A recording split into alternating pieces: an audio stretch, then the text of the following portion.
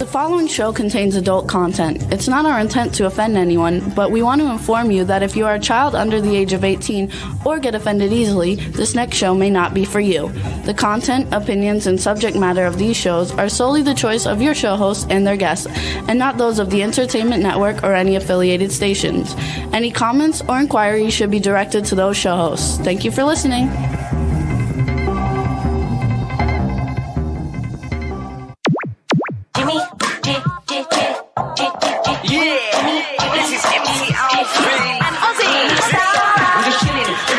Sitting down and designing, where every man in a thinking, what are we gonna be wearing?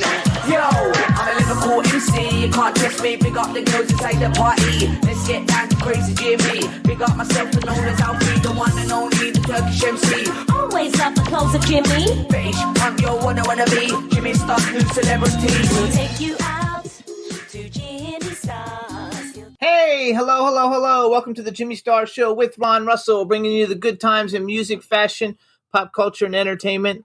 I don't want to lose my head. I hope everybody's doing well today. We got a great show for you. Ron will be here in a minute.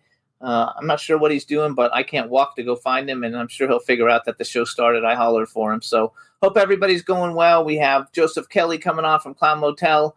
I think Gino Alfonso, who's the director of the new film Compatible, that's also done with Joseph Kelly.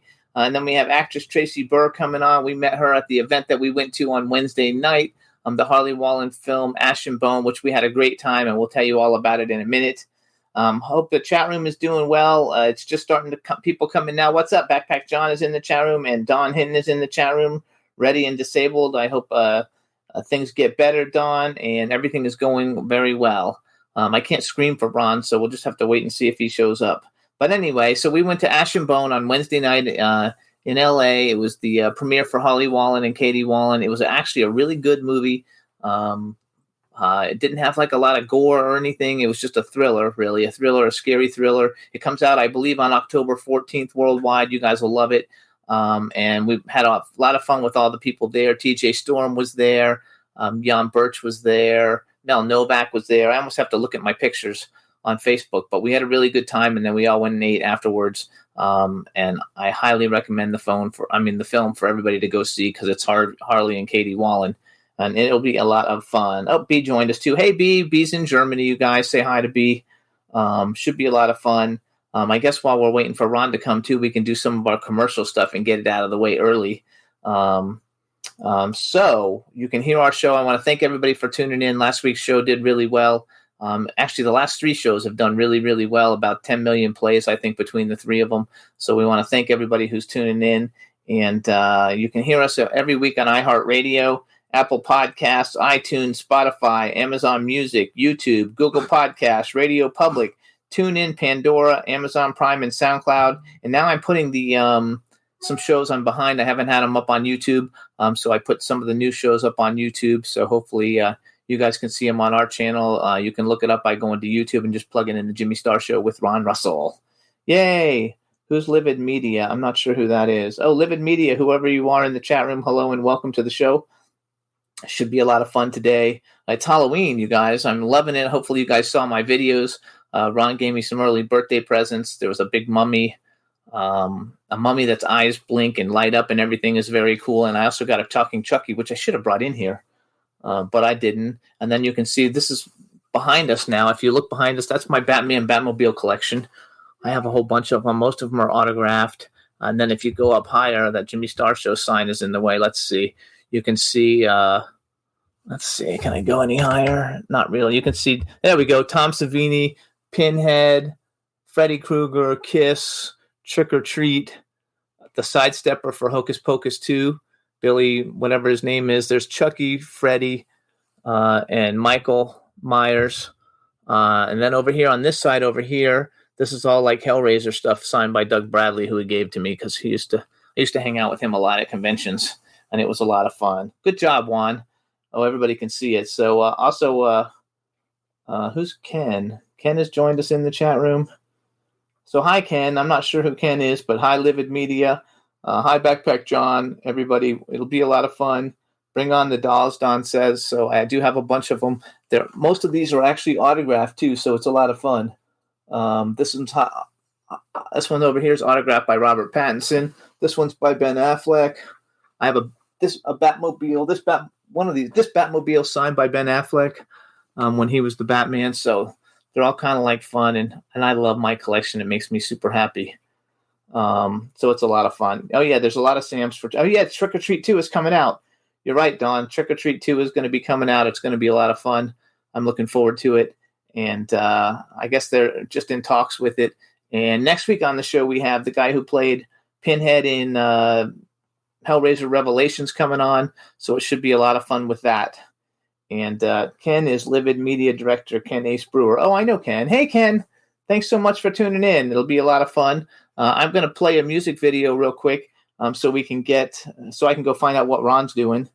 And so let's play. What are we going to play? Let's play Young Zuck, Let It Go, you guys. And I'll be right back. I'm going to go find out what Ron's doing. All right. Enjoy Young Zuck, Let It Go. And I'm going to go get Ron.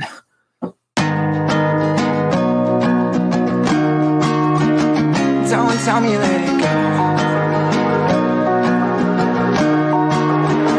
Yeah, woke up on a Sunday, thinking it was Monday. Can't remember last night, I just remember one day. I'm out on the runway, searching for the one thing. I'm just trying to kick back and maybe have a fun day. Don't tell me let it go. On the road, at the show, just to show. When you're only feeling down, you let me know. Don't tell me let it go. On the road, at the show, just to show. When you're only feeling down, you let me know. Like I'm out on the runway, searching for the one thing. Can't remember last night, but I know it was a fun day. Woke up on a Sunday, thinking it was Monday. I wanna do it all again. Remember just that one day. Don't tell me let it go. On the road, at the show, just to show. When you're only feeling down, you let me know. Don't tell me let it go. On the road, at the show, just to show. When you're only feeling down, you let me know. Don't tell me let it go. I had to ditch you 'cause I had to get my time right. Feeling so good, see my pictures on the spotlight. You know it's through, you messed up too. Whenever you call, it's not going through. And now we're rocking at the show up in the nighttime. Feeling so blessed, like an ivy from the lifeline. I'm up past two, I'm all drunk too. And that's just the truth. I woke up on a Sunday, thinking it was Monday. Can't remember last night, I remember one thing. I'm on the runway, searching for the one thing. I'm just trying to kick back and maybe have a fun day. Don't tell me let it go. On the road, at the show, just for show. When you're only feeling down, you let me know. Don't tell me let it go. On the road, at the show, just for show. When you're only feeling down, you let me know. Don't tell me let it. Heart overload, heart made it go. Play my cards right, yeah, I will never fold. Gotta let it go, but you won't let me go. Baby, there's no faking, let my true emotions show. Trying to balance thoughts, put me in a different place. Found myself from being lost, I'm on the straight away. Now I'm on the coast, chilling in another state. Cheers, let's make a toast. I woke up on a Sunday, thinking it was Monday. Can't remember last night, I remember one thing. I'm on the runway, searching for the one thing. I'm just trying to kick back and maybe have a fun day. Don't tell me let it go. On the road, at the show, just for show. When you're only feeling down, you let me know. Don't tell me let it go. On the road, at the show, just for show. When you're only feeling down, you let me know. Don't tell me let it.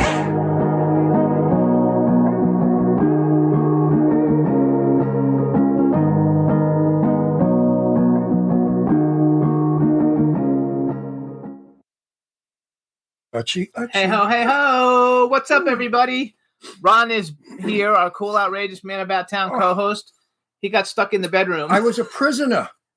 Jimmy held me prisoner in our bedroom.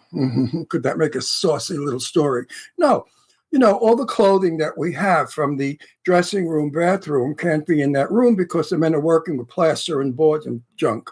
So all those clothes had to go in the bedroom on rolling racks. Well, one of the rolling racks got jammed as I pushed it into the living room, and I was unable to get into the foyer, to get into the living room to come on this show. So better late than never, right? Better late than never. And they're saying our bathroom will be done sometime by the end of the month. So and we still have 3 more weeks to go. You know what, folks? If somebody came into my house and said, Ron, we will redecorate, rebuild, whatever you want for free, I would throw them out.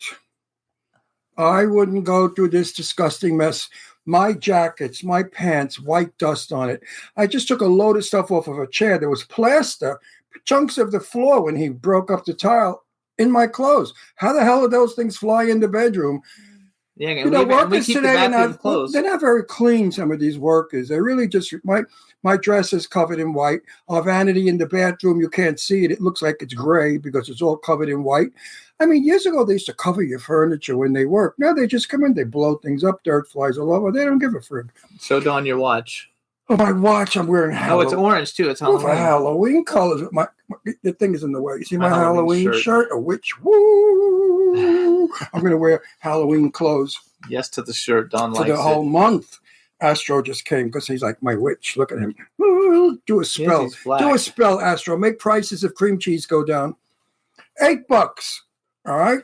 I'm in the supermarket ready to buy a tub of this big of cream cheese, which I shouldn't have anyway because it clogs your vessels. It's not good for you. And I look at the price and it was $7.49 or $48 for cream cheese. That years ago was one of the cheapest thing you ever bought. When people were poor, they had bagels with cream cheese. And that was like a big deal treat. And you could get cream cheese back when I was young for maybe like 29, 30 cents a square, you know. $8 for cream cheese. Well, pre-pandemic, I think it was about $4. Well, now it's $8. So I'm not eating cream cheese because, one, it's not good for me. It could clog my pipes again. I don't want to go through that open heart thing. So, okay. Today, as I posted on Facebook, if you don't earn $150,000 a year, you're in trouble because your rent is anywhere from $3,000 to $4,000. Your home buying is anywhere from $850,000 to $1.2 million. Cars, $80,000. I mean, whoever thought that Jimmy would buy an $85,000 car? $85,000 to me was a wonderful house in Huntington, Long Island, a mansion. No, $85,000 in Huntington. Huntington is a very exclusive town. So you have to on tell Long people Island. how long ago you're talking about. I'm talking 30, 40 years ago, but still, I mean, such inflation. I mean, you know, I had a 1963 Thunderbird convertible. It was $4,600. I'm looking for one now because I collect old cars, and they're up about $45,000 or $50,000, depending on the condition. Of course, I'm not going to buy one. But just to show you how life is so much more difficult today. Years ago, I lived very well. I had a wife, 2 children, a beautiful home with a swimming pool, a Cadillac, a Mustang. I mean, we lived on Long Island. We lived well. And I don't think I earned $40,000 a year. No. I don't, maybe 35,000. I don't even, maybe it was like nothing. Today, 35,000 a year, not even welfare. I mean, anybody out there that only earns 35,000 a year, my heart goes out to you. How do you survive? How do you eat? How do you buy clothes? How do you buy gasoline, which is now in Palm Springs almost $7 a gallon? Because we use the premium. Of course, the Mercedes takes premium. It doesn't take cheap gas. Okay, enough bitching, complaining. Halloween is coming. Hang on, though. It's true, because I read this thing on Facebook that at a minimum, it's $7,500 a year more to live now than it was 2 years ago. And 3 years ago is not that long ago. 2 years ago. 2 years ago is very short time ago. I grew up, though, in a beautiful house. My parents bought the house for $30,000 in West Palm Beach, Florida, across from the Intercoastal, 3 bedrooms on a huge lot. You know, beautiful, beautiful like house. And nowadays it's probably like $4 million or something. But it's unbelievable how much it costs to live today. I think, and it needs to go back down again. Well, never will go down. I posted today my address. I lived at 3366 11th Street in Astoria, New York. My parents bought the house that I grew up in as an adult teenager right after the Second World War. They paid $3,500, $3,500. They had a mortgage of $35 a month. That house sold recently, because I looked it up, for $1.2 million. I gave you the address. Type it in. You'll see the house I grew up in that my father made beautiful from a dump that it was. When they bought it, the house was caving in the middle, and the guy that owned it was scared to death because my parents rented it, And my father said, it's going to cost you this amount, that amount to fix it. The guy said, Benny, take it off my hands. And he sold it to my father for $3,500. My father immediately got cinder block and built an entire lower structure and jacked up the house and made it stable and then remodeled it, made it very 1950s, mid-century modern, which I hated, and my mother hated, but he wanted to be modern. Well, that little house, which is maybe 1,300 or 1,400 square feet, if even, sold for $1.2 something million. Shoulda, coulda, woulda, right? Imagine if I would have kept that house all these years. But who the hell wants to live in Astoria across the street from a gas station? Nowadays. Now, when I moved there, funny. It was beautiful. It was country. The people next door had goats.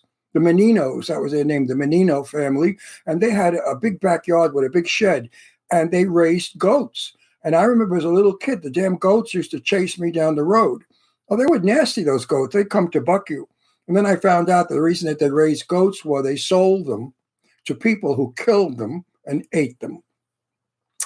I've never eaten goat, never will eat a goat. Sad about the story. But back in those days, Astoria was across the street, down the road was a lake, hills. It was all country. Then suddenly factories started moving in and it became industrial because of the war. Down the block from where we lived was the biggest manufacturer of bullets for the war, ammunition factory. And we used to worry about the factory blowing up because they said if that factory ever blew up, it could blow up like a 10-block radius. And we were living in that 10-block radius. So I grew up with the fear of the munitions plant blowing up. And then later on, an atomic war at school, we ducked under the desks like that's going to help if a nuclear bomb hit New York. But we went along with it. But it terrorized the kids. Me, I was always a little nuts. And I thought of it as theater. So when the teacher used to yell out, quickly under your desks, I did it so well because I was performing. I was pretending that the school was going to blow up, and this teacher who I just liked blew up into millions of pieces. So it was soothing. B. Claudia says that she eats bread and butter and lives in a tent. She's a social worker, so they don't get paid. And that now she lives in a flat, and it would fit under our dining room table.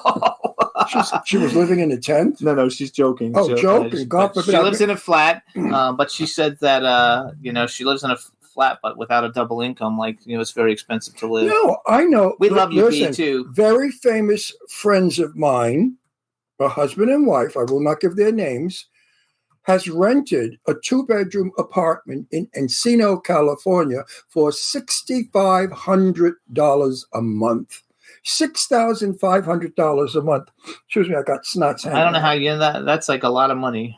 Well, they wanted to be in Encino because he's on a soap opera and he works close by, so he can walk to work. But $6,500 a month for rent? Most people don't make that in a whole No, year. it's ludicrous. I mean, they could be living years ago in a gorgeous home, a mortgage. No, it's gotten out of hand. And the thing that pisses me off is nobody wants to use the word inflation because if you do, you're anti-American. In other words, we no longer can complain as American citizens if we don't like our government.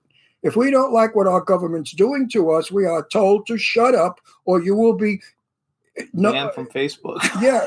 Well, no, you will be audited by the government and you will be considered a terrorist or anti-American if you complain about what's going on now with all the issues that we all know of.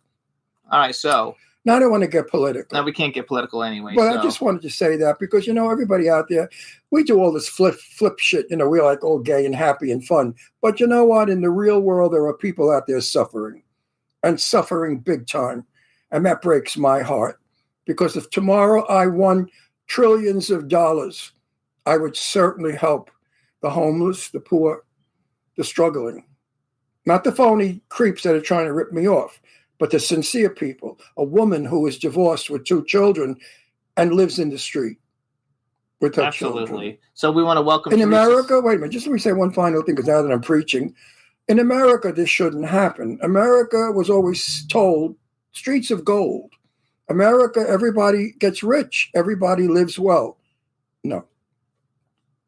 We have people here now. Now. It used to be that way. Used to be. We have people here now that came here from foreign countries with the hopes of finding that street of gold. and all they found was that street to live on. No, it's terrible because back in the day, my dad worked. My mom didn't work. She stayed home and raised the kids. And you could do that. And we lived in a beautiful house, and we weren't rich by any means. We were middle class. So. We had one car, my sister and myself, my mother and my father, and my grandmother. So say hi to Teresa, and we're going to bring in Joe Kelly. Teresa, hey, Teresa Sabin, what's up? She joined us in the chat room. I know 3 Teresas. Teresa Sabin's in the chat room. Welcome, Teresa. And let's bring on Joseph Kelly. Oh. Hey! Hey, guys. What's up? How you doing? Good. Talking politics, are you? Well, not really, but just a little bit. Well, I wanted to get good before I got bad. What's with the wings behind you, Joey? He didn't send that picture. I picked that picture. Well, it really is misrepresentation because Joe Kelly is the lady killer of Hollywood. Every broad wants to go out with him, and I warn them. I say, listen, he'll go out with you for a month or two, and then your history. And then they come to you, they say, I should have listened to you. You're right. He's stunning. He's 6'4". He's gorgeous. The most beautiful. Are you really 6'4"? Yeah. 6'3", 6'3.5". Well, okay, close enough. Add an inch everywhere makes it happier. Yeah, that's true. Yeah, but anyway, Joe is sweet, kind, wonderful, good-natured, gentle, and every woman wants to baby him. They all want to cuddle him. I know a couple of gay guys that would like to do more than that. A couple of dead guys. No, gay guys. Gay guys. He says he's tall. I really don't give a shit about cuddling you. They have other thoughts. He's tall and stunning and extremely handsome, they say in the chat room. So first of all, let's introduce him. I don't want him to get a big head because I think he stinks anyway. Listen, I love him. Joe happens to have a unique talent of funding film. He funds all his films because he's a genius and a brilliant man. As far as his productions go, I make fun of them, but I love them. And the people that see them love them. Clown Motel 2, I found to be better. And Joe, no bullshit, I don't lie. Get that down. We're not doing that yet. Yes. Look at him. Oh, yeah, that's good. Do it. That's good. Wait, I just got these last night. I'm giving you such a compliment. You're going to get an erection from it. Now, listen. We watched Hocus Pocus 2. And I said to Jimmy, Clown Motel is better. And I enjoyed it more. And it didn't cost $28 million. Joey, question is, what in the hell would you do with $28 million? I'd probably divide it up and make 10 different films, 5 different films, Big make films. them $1 million, $2 million films each. That's what Blumhouse does. Yes. You could make like $28 million films. Yeah, 28. That's good. You know what? Some horror films go a little too far for me. They're a little too gory and disgusting, and I don't enjoy them. Listen, I work for Joe out of friendship. And I'm not bragging, I get a lot of scripts, as we all do, where they would like me to play in a horror movie, and I decline because I don't want the reputation of being a horror actor, because I'm hoping that before I die, I'll be someplace better. Well, not better, but different. Bigger, different. Different. I read Joe's scripts, and I find them campy, scary, enjoyable, interesting, and well done. And that's how I feel about Clown Motel 2. Which, is that a Blu-ray that you just put up? That is, yes. And I would suggest all of you have a Motel 2 party. Invite your friends over. And watch it. And have some hors d'oeuvres and drinks and stuff. Get a little buzzed and laugh your ass off because a lot of it's funny. Right, Joe?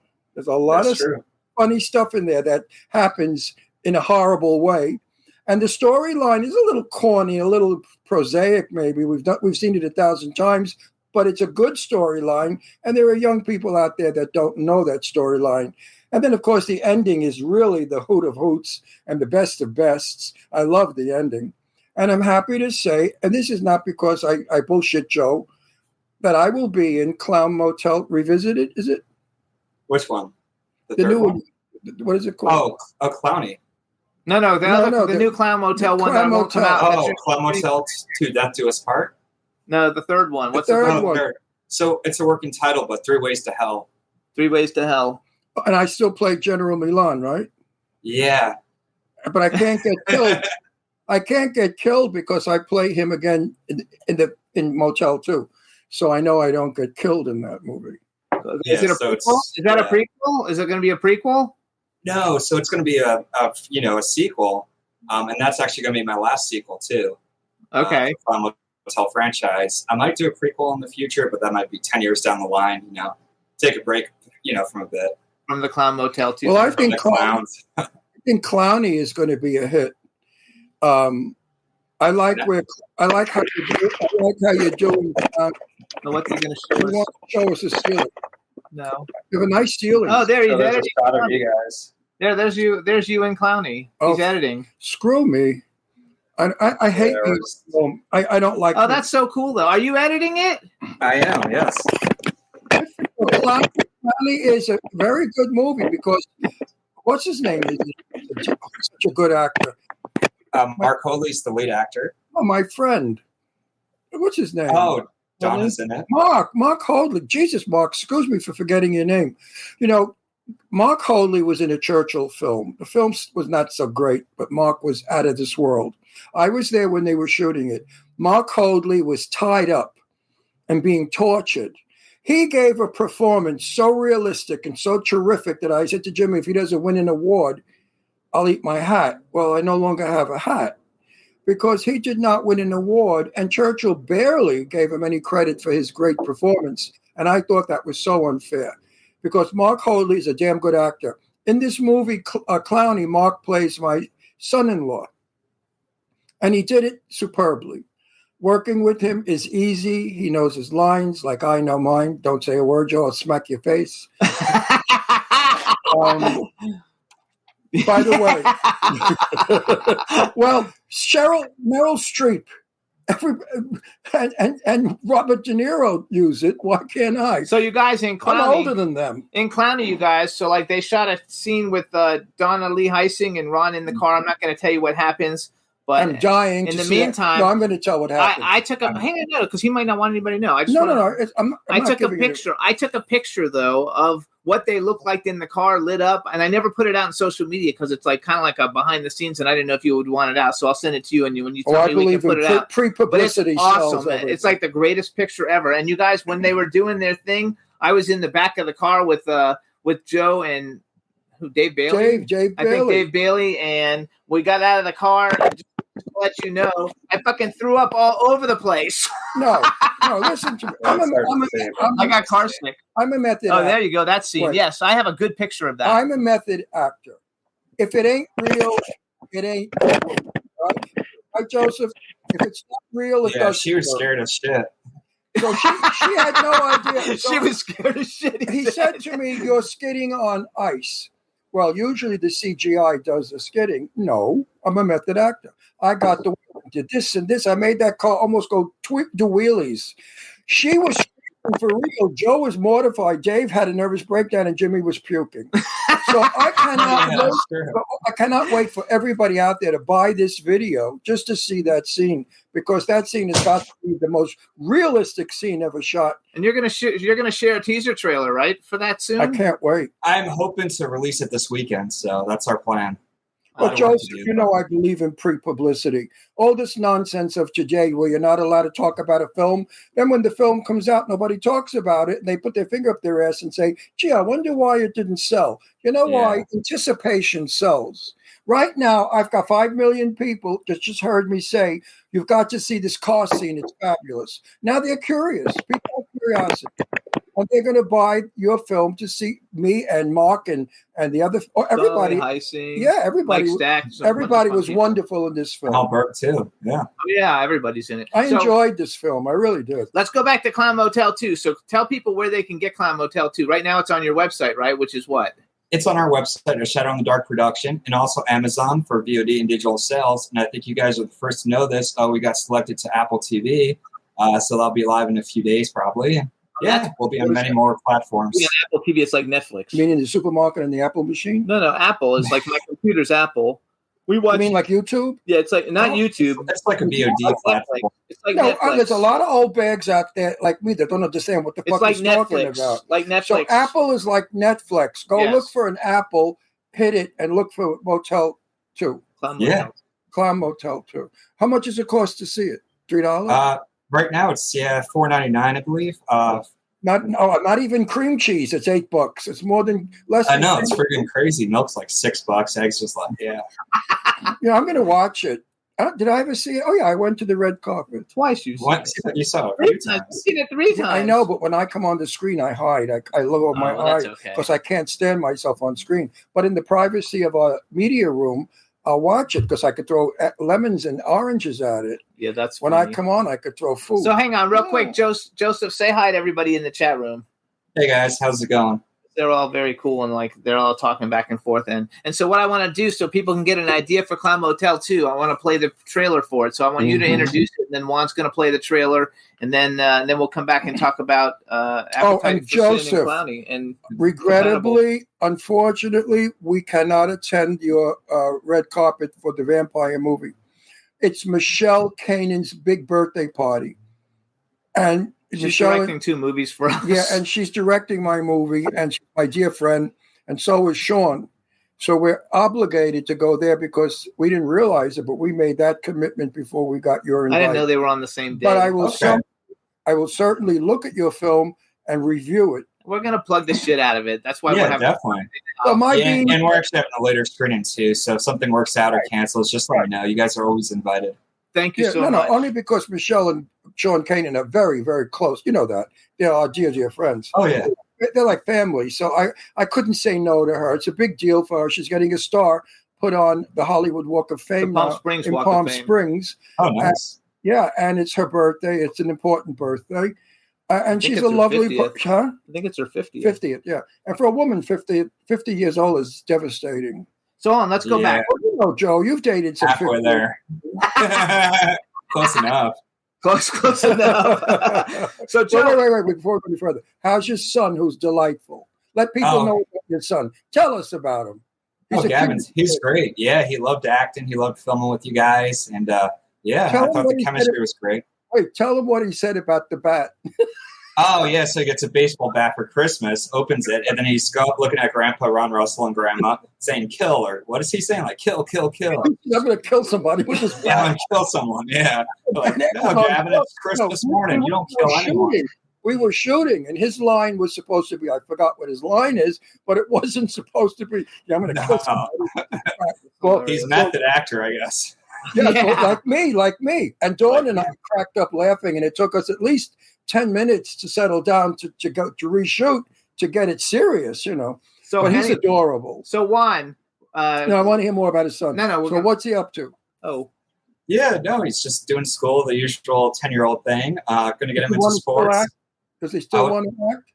I'm not sure. We still have to do 4 dream sequences for this movie. We'll finish it off, and then I'll let him choose if he wants to act or not. But I think he did enjoy it. It was just a lot for him, working 10, 12-hour days.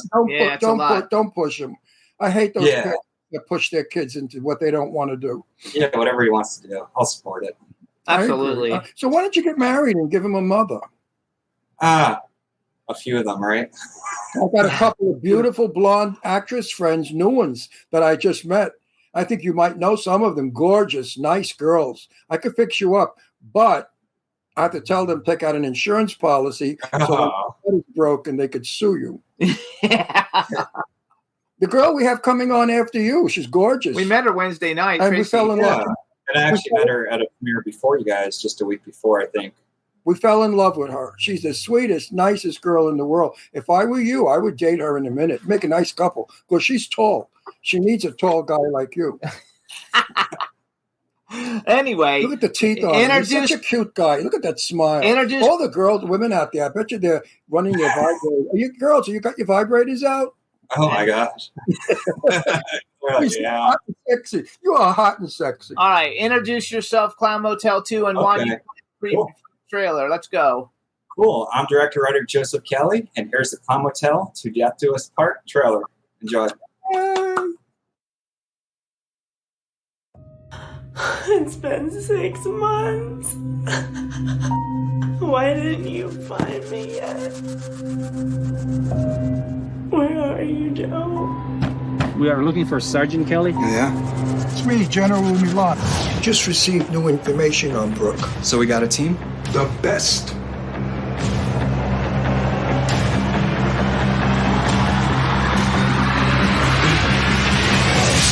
I I feel an entity has entered. Okay, squad, the outside perimeter is clear. You have lost me 3 souls. Bring me back those souls while we find the cure. What kind of sick society wants a human sacrifice? If we can connect to base, we should be able to see what's going on. Bring me a pure soul tonight! We lost it.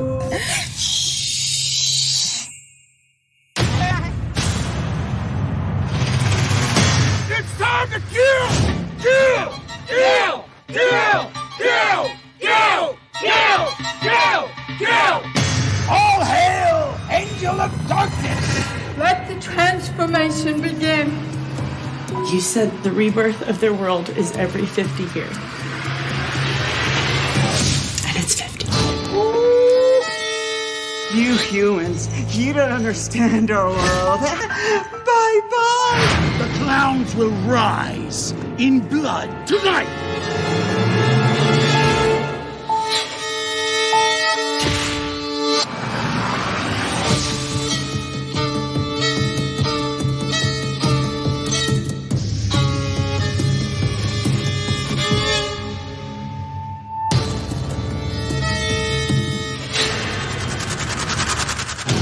Shitty day, clown. Fuck, got stranded on the side of the road, got waterboarded. Sergeant Slaughter shows up and he's like, hey, did you bang my wife? Well, you fucking right, I banged your wife.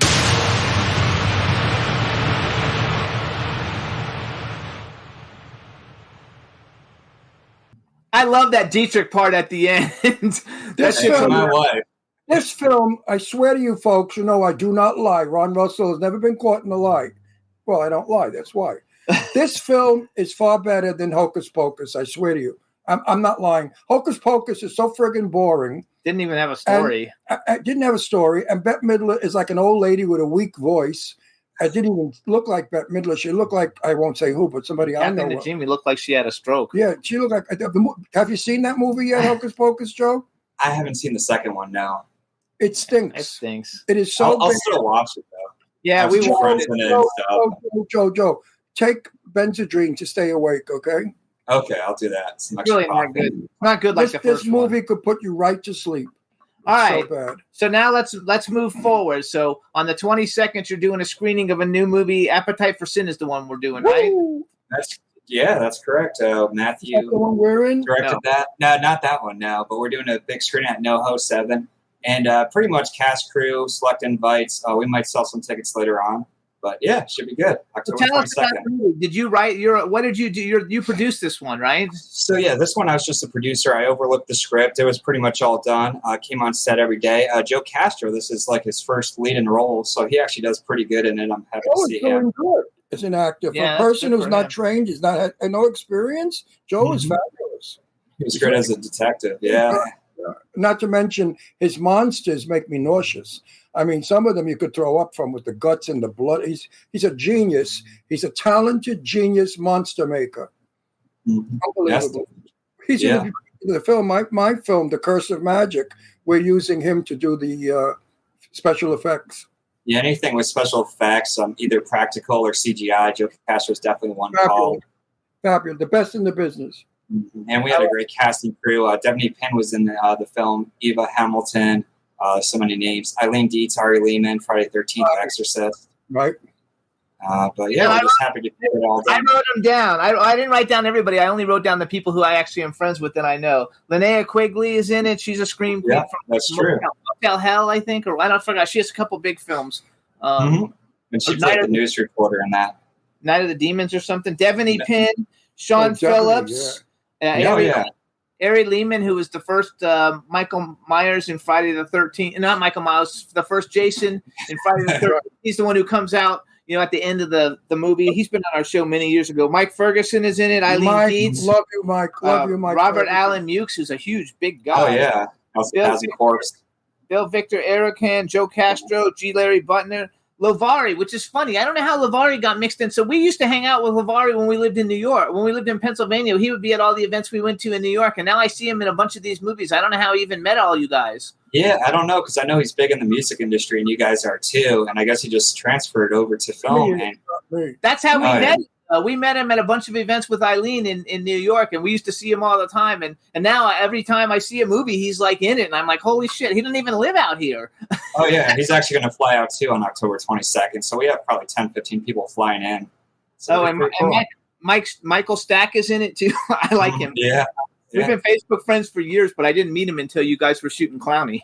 Oh, Michael Stack's great. It was just his birthday too. Happy birthday, Mike. Yeah, happy birthday, Michael Stack. I'm very happy to say that our show, we always have nice people on it. I had one creep once abroad, and I kicked her off because she was a nasty bitch.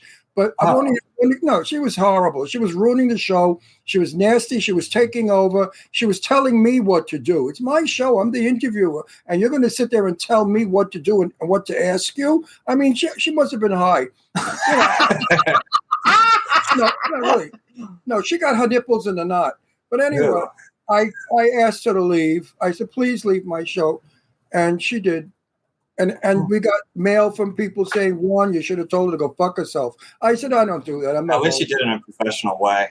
No, I'm not vulgar that way. So wait, let's go back. So Appetite for Sin. So it's a vampire movie. You're in it too, right? You're in it also. I am. I'm bartender Jack. So I serve some good brews. Girls come in, have a drink. Blood, maybe. I don't know. You'll have to see. But yeah, it was a good experience. I shot maybe 2-3 days of acting, mostly producing side, but it's cool to be on the other side of the camera too. Well, it's nice to do both things because you're learning how to you know how to do everything, and that's important, especially since a director and an actor and video editor. You have to know how to act in order to direct. Mm-hmm. Lorene Landon, my most darling, wonderful friend who I love and adore forever. She's like my sister, and I did a wonderful scene in Clown Motel 2, which Joe wouldn't put in the film. Because Lorene Landon, I was sitting on a bar stool, and Lorene Landon said, I'm going to make this really good. She shimmied up my leg, started tongue kissing me and pulling my hair and making sexual moans. It was the hottest scene ever. And Joseph cut it out. But then Joseph said to me he was going to put it in the outtakes. You should put it in the outtakes. I'm going to have it in actually probably the documentary we're doing. There you go. Because it's a wonderful. She was brilliant. She's a method actress. Lorene Landon is not only sexy and gorgeous and beautiful, but she's a wonderful actress. I mean, she cracked me up when she was spraying the stuff on her boobs and stuff. Spray. She's like, we're both method actors, and we do what we feel is in. Improvisation is important in film. Not necessarily. I've worked with some directors, not Joe, but some directors that don't know their asses from their elbow. And I had to take over, and they didn't like that because actors shouldn't take over. But if the director doesn't know how to get that scene across, it's up to the actor to do it.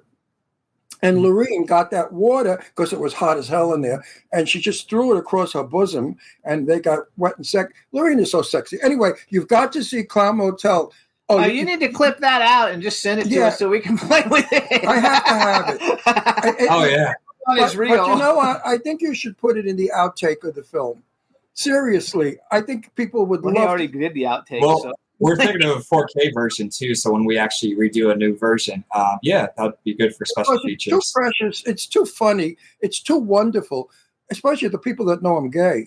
The straight guys are going to say that fucking Ron Russell. Look how lucky he is. I wish she would do that to me. So I think it's one. I just wanted to give Lorene a plug because. I've worked with Lorene a couple of times, and I love her. Great. She's a wonderful actress. So let's go back. Now let's talk about wait. The vampire movie. I'm going back to the vampire because we have the trailer, so everybody can see what the trailer is going to look like. I love vampire movies. It's called Appetite for Sin. You introduced the trailer, Joe, and that way everybody can get an idea. And I don't know if this is the newest trailer. It's just the one I found online, so we'll see. Okay, maybe if it's the newest one, I'll let you know. I'm the producer. If it is the newest trailer, I edited it. It's Appetite for Sin, coming out October 22nd. And enjoy. Another death late tonight. You got to get me something soon. I'm going to pull you off this case. You mind if I ask you a few questions? Questions about what? 5 women were in here, including Detective Sarah Hayes, they were drinking this. What's that? It's blood. What happened? I got fucking bit! By what? Let's do this thing. You're a fucking vampire. And I hate fucking vampires. I can't believe he's still after you, and now he's killing all those women. Everyone will soon see that. Waiting for someone. Been waiting for a while, and I don't think they're gonna show. I don't get why you don't just kill the man. You'd end him and get a tasty dinner. There's fucking vampires.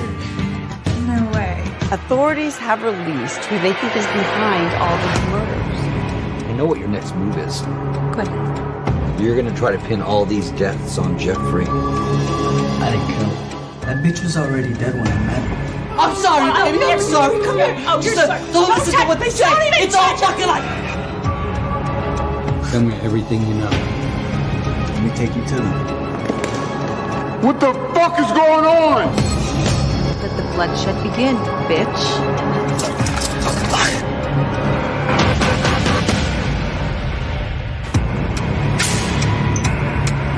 We'll get out of here.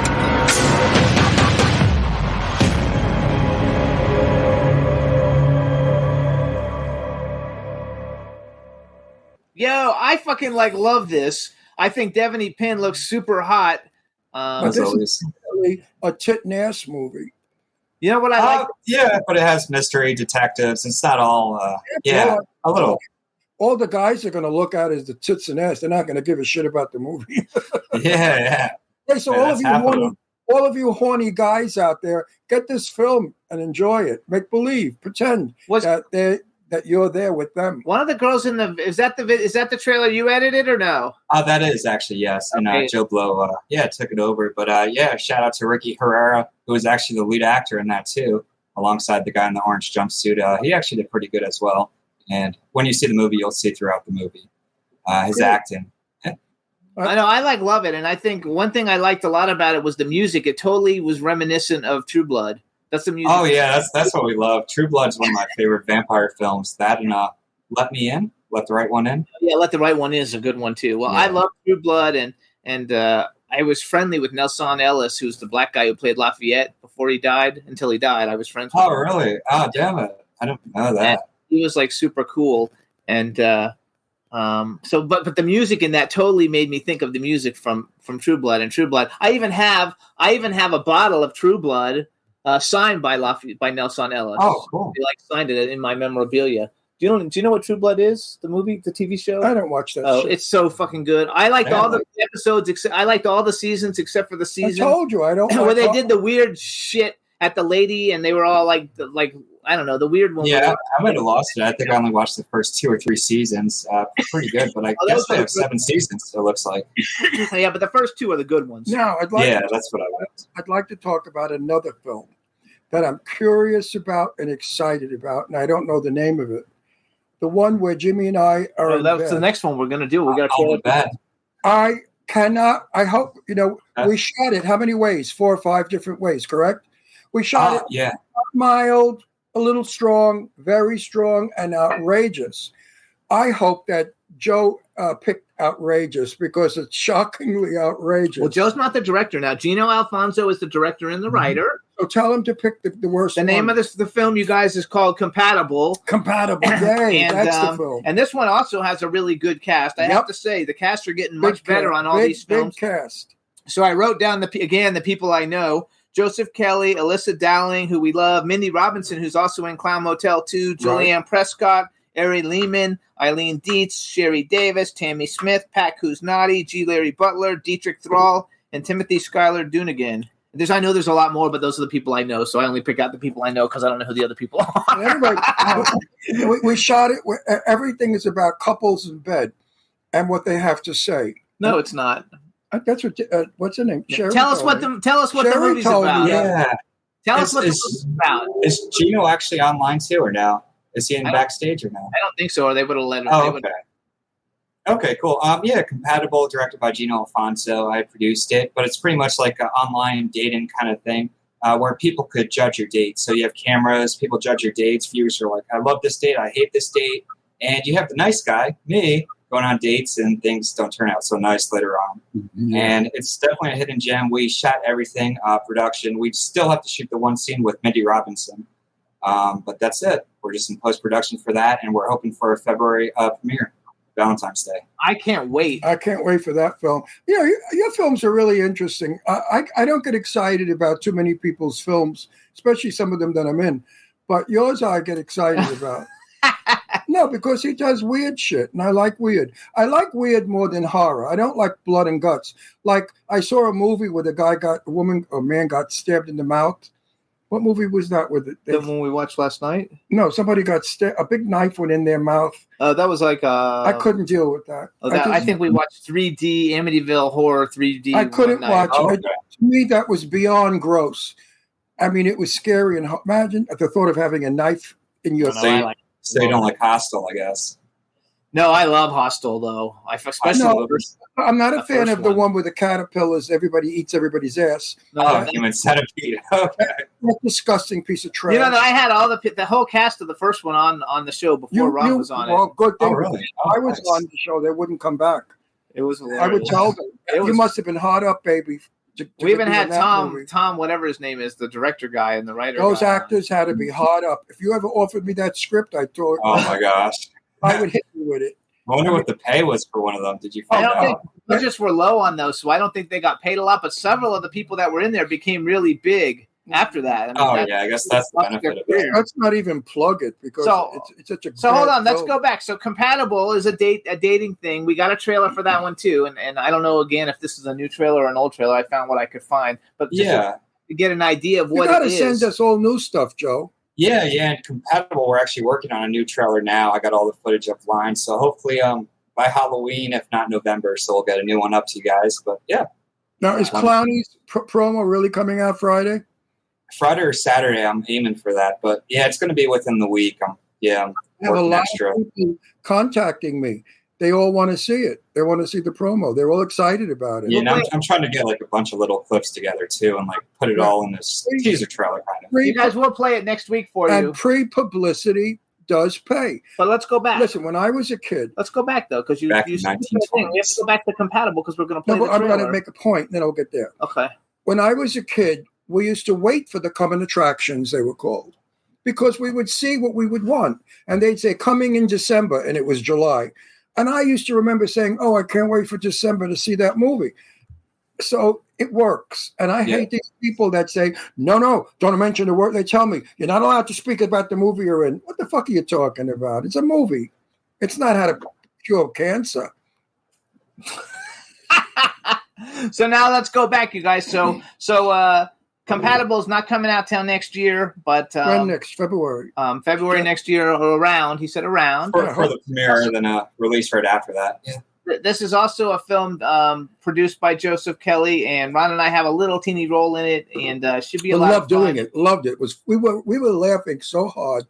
I mean, it was hilarious doing it. So introduce it for us, Joe, and we'll play Sherry Davis just stood there with her mouth open. She's like, I can't believe you too. Yeah, we'll have some good footage to play with. But I have to plug a movie that Jimmy's producing. Hang on, wait. I have to get everything. No, we have to do this. We have plenty of time. Anticipation. No, I know, but we already announced that we're going to do it. Yes, so you have to do everybody out there say, now, when is Ron going to shut up so we could see the trailer? No, play the trailer. Anticipation. I have vote of hands. I love him. You got a couple of bucks you could loan me so I could divorce his fag? Just quiet. No, introduce Compatible. He doesn't have Okay, I'm producer of Compatible, Joseph Kelly, director Gino Alfonso, and here's a first look, not a first look, but here's a trailer of Compatible. Enjoy.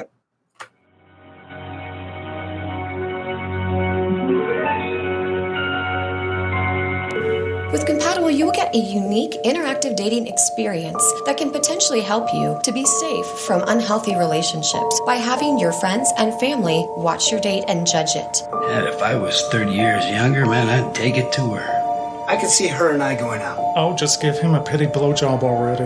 It's such a violation of privacy. I don't know why you're doing it. Please, call me back. It's your mom. My name is Perry.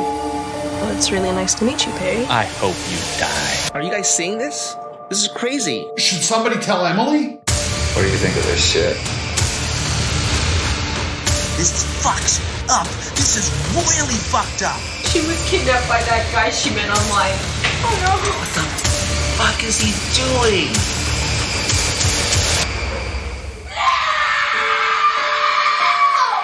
Not everyone is who they say they are. Don't put yourself in any dangerous situations. But if something should arise, Compatible is not responsible. We were listed in the credits. Well, of course we're in the credits. We're in the friggin' movie. We're not in the trailer, but we're in the movie. And I'm glad because I want our scene to be surprise for everybody. Yeah, I think you guys actually shot your scenes after that trailer. I'm not sure. I think we did. Yeah, I think we did too. But, when I do the PR on it, everybody's going to get it just to see what dirty shit Jimmy and I do. And we are really outrageously risque. People are going to be surprised too. And Alyssa Dallin, she did great as the sister. Bergen, first-time actress and stuff. And everyone. G. Larry Butler was great. Eileen Dietz, they were like the grandparents in the film. I love the idea, though. Like the one guy says, give him a blowjob already. And then the other old guy says, if I was younger, I'd take it to her. And Timothy Schuyler. And Now, these movies are not recommended for kids. Of course not. If you're 5 years old, you can watch it. You have a PG on them, right? No, Clowney actually is probably going to be our first one that's PG-13. That's what I'm trying. Why? Clowney has no cursing in it. No, not really. And if we're going to limit the blood and more visual, there's nothing dirty or risky. Clowney is the. So what's Clown Motel 2? That's R? Wait, hang on. Yeah. They're giving Clowney a rating like PG-13. That. That's good rating. Oh, that's a good one? Yeah. Does that mean kids can't watch it? You have to be 13? Yeah, kids like 10 years old. It'll be for 10-year-olds to teens to adults too. So it'll be, There's nothing really bad. I would let my kids see it. There's nothing bad about it. Your kids are like 40.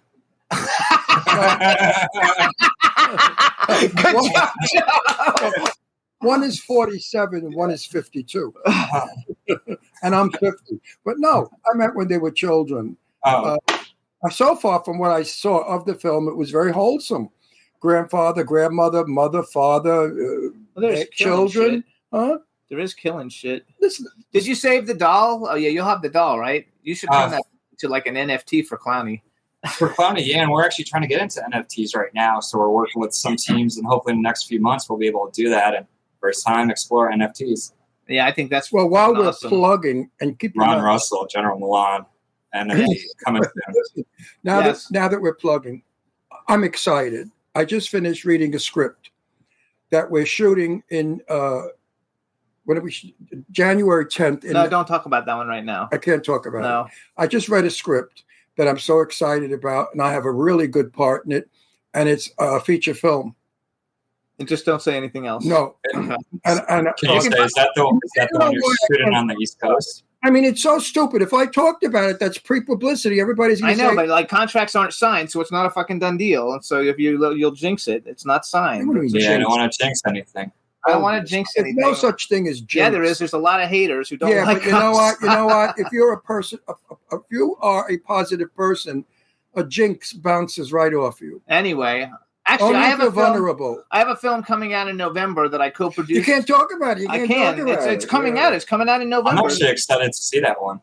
It's called. I have a film called. Oh no, a different one, not that one. We don't talk about it. Okay. I have another film called Purgatorium, and right now it's nominated at the Hague Film Festival for Best Feature and Best Actor. It's a European film, and we just signed a distribution deal for it, and I think it's going to come out in November. Yep. Oh, nice. Purgatorium, you guys. So and if they do a carpet, of course, you're invited.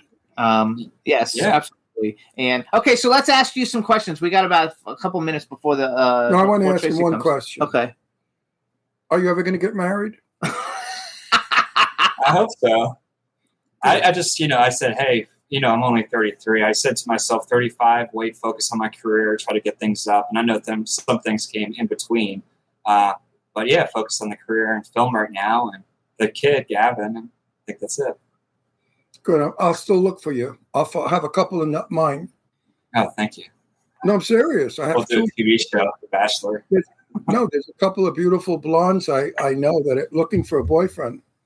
Of course, if your reputation follows you, they're not going to date you. But, We'll just say it's all hearsay. Actually, all the premieres that we've been like Wednesday night, one of his exes was there. Oh, every premiere we go to, no matter where we go, Joe's got an ex. What are you talking about? So hey, let's go talk. Look, he's movies. uncomfortable. I know. With that. We're going to look how I'm like, what are you talking about? No, I have to say, folks. It might have been a one night. I have to say, folks. One night ex. You know what? We don't talk about those. It's not always Joe's fault for the breakup. Let's be honest here. Takes two to tango. Laugh out loud. That's every story. So let's talk about horror movies, because basically, because have you always had an interest in horror movies? Actually, no. I started late when I was 13 or 14. I think my first horror movie was The Ring. I don't know if I told you guys that, but I went into The Ring thinking it was a wedding movie, PG-13. I actually didn't know it was a horror film. So that was my first horror film, and I was like, oh, it changed me. So from there, and then it was easy to produce, big audience you could always find, and just a lot of stuff to do with horror. And of course, I'll branch out in the next few years. But yeah, it's always a good place to start and end. I think my dad would never let me see movies if kids got hurt. So I think the first horror movie that I was allowed to go see by myself, that I didn't have to go with my parents or with somebody, was Phantasm. And, which I love Phantasm. I was friends with all the people in Phantasm. And it's a great, great movie. And then I saw Phantom of the Paradise, which wasn't really a horror movie, but it kind of was a horror movie. And then, what's the movie where When a Stranger Calls? Like, my dad wouldn't let me see that, so I didn't see that till I got out of college, because I wasn't allowed to see that when I was young. They did a remake of that too, right? Yeah, the remake wasn't as good as the original. I always like originals better. My parents never told me not to go to a movie. My cousin Bertha and I went to see Dracula with Bela Lugosi when it was reissued from the 30s into the 40s. And we were scared to death, because to see that movie in a theater, it was horrifying. Nobody had ever seen such a thing. Vampires were not in a movie, and nobody knew about what a vampire was. So it was the first time you ever saw somebody drinking blood and all that stuff. Terrifying. You like the other one, though. I like Night of the Living Dead. Well, that was 1962. I'm going back to 1948. Okay. When Dracula, What's your favorite? Do you have a favorite horror franchise besides your own? Yeah, no. Yeah, besides my own. No, I'd say Friday the 13th probably. Okay. I like Halloween, and Halloween's probably my second. What'd you think? Hitchcock Psycho. Oh yeah, if you're going back to just singles or anything, yeah, of course the originals. Hitchcock. I'm trying to think of some of the older ones I've watched. I did a film studies class, but I have to rewatch all of those. Christopher Lee as a vampire. I met him. He wasn't nice. Oh, really? Yeah, it seems like 80% of the people you meet, they'll be nice, and some actors will be stuck up. I said to Christopher Lee, I so enjoy you as a vampire. And he looked at me and he said, I have done more than that, young man. And he went off on me, and his wife apologized. She said he gets very tough. He doesn't want to be known as a vampire. And I thought to myself, what the fuck else has he done? Wait, though, I also like the Hellraiser series. I don't know. I guess because I like all the Cenobites and stuff. They've all been on our show, and I've met them all many times. And so I'm big into the whole Hellraiser Of course, thing. We must not forget Marcel Waltz's Blind, which I think is one of the biggest and the best films ever. For an indie film, yes. For an indie, I loved it. I enjoyed it, and I loved Sarah's French performance. She was excellent in it. Wait till he's new. Very, very much how I would have directed her. I have to watch the second one, but she did good in the first. Now they have a new film coming out that I'm dying to see, not allowed to talk about. But I guarantee everybody when they see it, there's going to be a lot of buzz going around in our town. Oh, that's coming up in November, you guys. What's coming out in November? He's going to do a premiere for his new film in November. Marcel. Oh, November? November 8th or 7th or 8th, I think he said. The film that we want to see? Yeah. Oh, good. I can't wait. So if you, let's say, if you could be any horror movie killer, then which one would you want to be if you were going to play one of those? Because you're tall enough and big enough to play a killer. Frankenstein. Yeah. You could have been Frankenstein. I don't know. Yeah. I mean, I have to go back probably with, I don't know, Jason Voorhees probably. Yeah, Jason. I have a 6-foot Jason. Oh, I mean, I think you guys, did you ever do Douglas Tate? I know, because I think he was both, Jason Voorhees and Michael Myers, which was pretty cool. And I think there was only 2 other actors that done that before. when I hung out in Florida, when I lived in Florida, I hung out with Douglas Tate a lot at a lot of conventions, and Kane Hodder's, was a friend of mine, and so we pretty much know most of the Jasons. I was Kane, really. He's only like 6 feet though, right? 6'1". I think Douglas is at least 6'4", 6'5". Yeah, Douglas is taller than Kane, but Kane's bigger. Yeah, Kane's like. I actually have they all gave me their books, so I have all their books like autographed, and I think I never played a vampire. I'm dying to play a vampire, and I told Jimmy 2 things I want to play. I want to play a Martian, and I want to play a vampire because I look like a really spooky vampire. I went to a Halloween thing one time, and everybody said, "Oh my God, you are so frightening looking." What is Steve's name too? The guy who played Jason in the movie, who had the paper sack, and when they had the sack on his head. Oh, okay. Exactly what he wants to play. I'm interested. Steve, so he said Jason. He said he played Jason. Jason's is a mask. If you had to go into full character, makeup, what would you like? I was going to say, what do you see compatible with Greg? He's pretty crazy. Hang on 1 second, you guys, because our next guest is going to come in, but Gino just showed up. Gino, bring him in real quick. So let's say hi to Gino. How you guys doing today? Hey, Gino, how you doing? Good to finally talk to you guys. Yeah. So we have Joe here. We've been talking about your film, and unfortunately, we can't keep you on too long. But so we've just played a trailer for Compatible. Joe said he's got a new one that they're working on. So congratulations on everybody in it. Tell us your idea. Thank you so much. You wrote it, right? So congratulations. Tell us a little bit about the film real quick, since we got you on. Yeah. So Compatible is a horror film about the. Morality tale about the horrors of online dating and kind of where it's going with this day and age with all the different social medias, TikTok, Snapchat, all the things that could go wrong with all of that, basically, and how scary it could be. You never know who somebody's going to be posing as online when you meet them, if they're really who they say they are, or, if, things can go crazy once you get to know them a little bit. Actually, we've seen that a lot of movies lately kind of about that too. Mm-hmm. Well, movies follow trends, we know that. Yeah, definitely. We tried to definitely break a little bit of a trend. I call with some this one the toilet bowl movies. I've never seen people on a toilet bowl taking a shit as like nowadays. Every movie you go to, there's a woman or a man dumping on a toilet bowl. I wish they'd get rid of that trend. Right? Definitely not one I've succumbed to yet. So it's funny too, because these are in really big budget movies, what's her name? Julianne Moore. We saw one with wiping her Sarah butt. Jessica Parker. Yeah. These are huge people, in these movies, and they're taking a shit. They won't have sex in the movie anymore, but they'll take a shit. Yeah. I don't care what they would offer me for money. I would never be in that kind of movie. Right. No. So I'd be too embarrassed. So I think that the premise of Compatible is great. I want to congratulate you, because you got a really good cast. We're friends with almost everybody in your cast, and I hope you picked the dirty scene that Jimmy and I did. The crazy dirty one. It's so outrageously insanely insane. I hope you picked that one. The mild ones weren't so hot. I think that'll be in the director's extended cut when we do that in about a year. But the one with Jimmy and I in bed together commenting on, I thought it was quite funny. Anyway, he gets to choose, so don't worry about it. Yeah. I don't think of myself as funny half the time. Sometimes I think I'm stupid. Gino, where do you actually live? Because I don't think we've ever actually met you, right? We know No, not yet. I'm in Denver, Colorado. Oh, wow. Is it cold there yet? Not quite. It's been a little bit rainy. We've had the start of our fall, but we're probably expecting snow within the next month or two. Sure. So we'll see how it goes. Single? I'm married. I have a husband. We've been together for 11 years. If you were single, I would have fixed you. Oh, yeah. He's a member of Tribe. Yep. I feel left out now. No, I was going to fix you up with okay, Joe. You're in Hollywood. You have to. I was going to fix you up with Angelina. No. Angie, what's her name?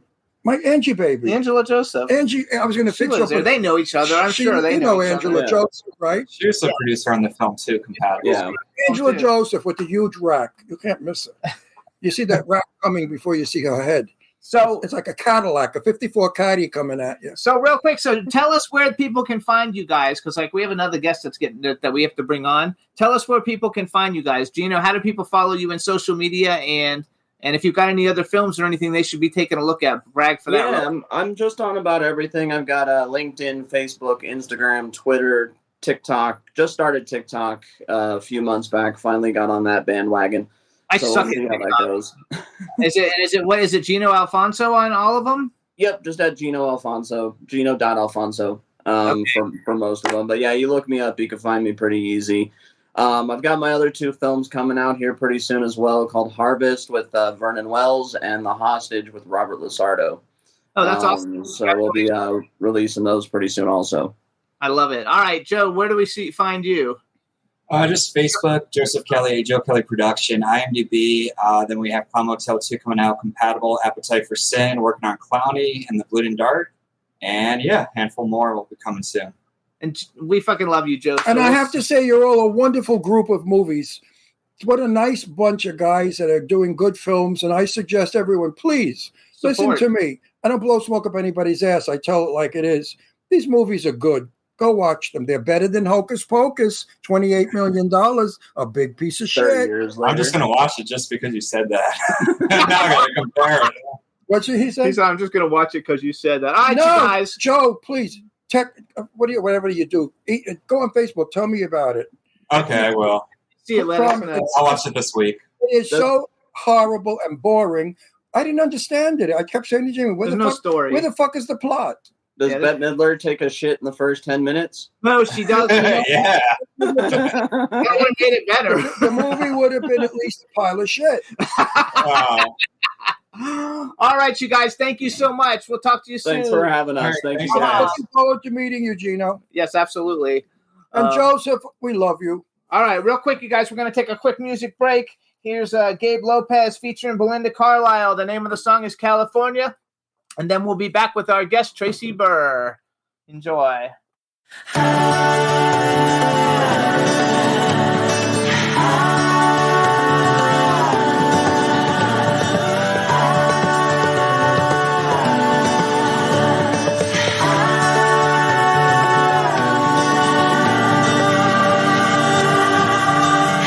When all the waves come crashing down and I get lost with you, I'm found. And we take on the neighborhood, the bad and good of Hollywood. Oh, all the girls and demons collide at the sunset door.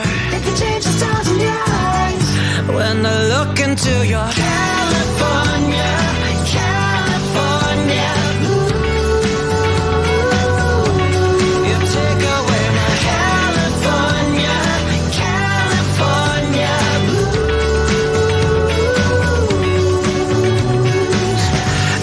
Sinners wanna taste, they try to steal your heart away. Oh, but your love never disappears, like you're the summer's fall, yeah. Oh, on the birds of Malibu Drive to the sunset shore, but it's all in Vegas, you're mine. When I look into your California, California.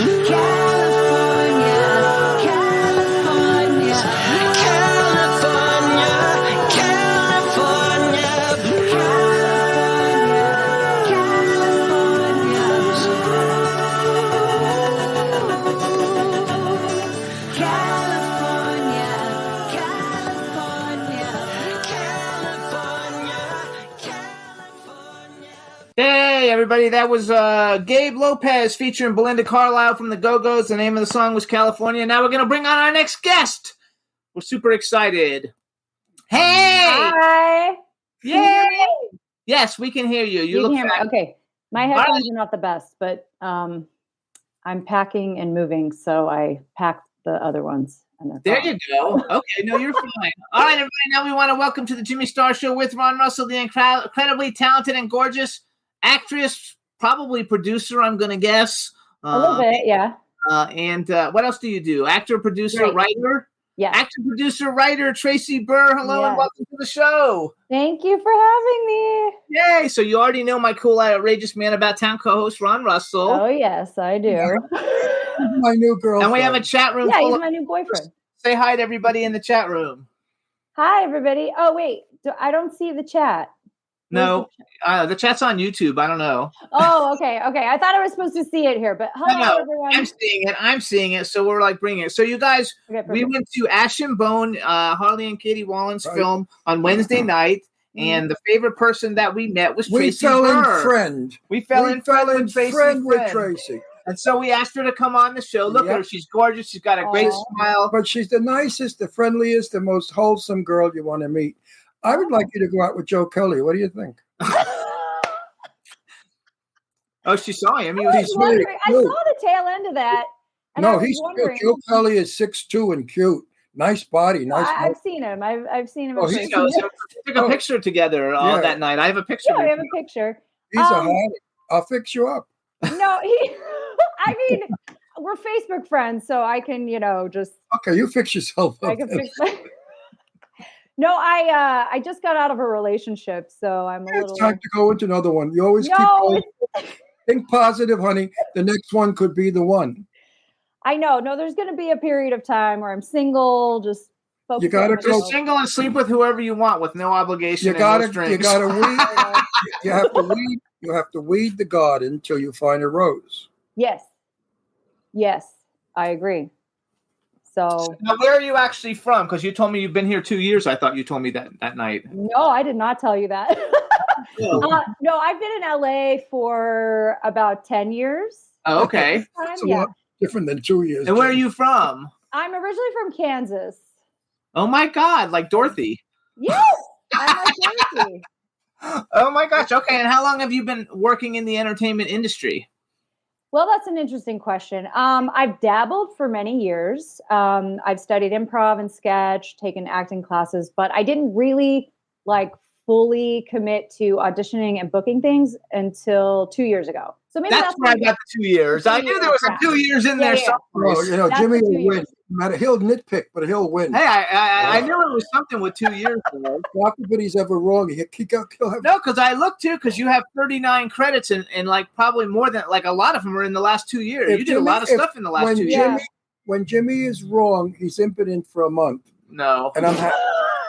So make him wrong. I could use a vacation. No, that's not true. So one thing I want to bring up, though, because I was looking at your credits, and you've got a lot of cool credits lately. You're doing a lot of work lately, which is fun. But you actually, I don't know if you were an extra. Somehow you were in the movie May, which is a fucking good movie. Yes. And I don't know if a lot of people know that movie, but this is a really good movie. It's a great movie. So I was not technically an extra. I had a line, but the line got cut. So it's a very, very small role. But it's more like featured. But I was not brought on as a background artist.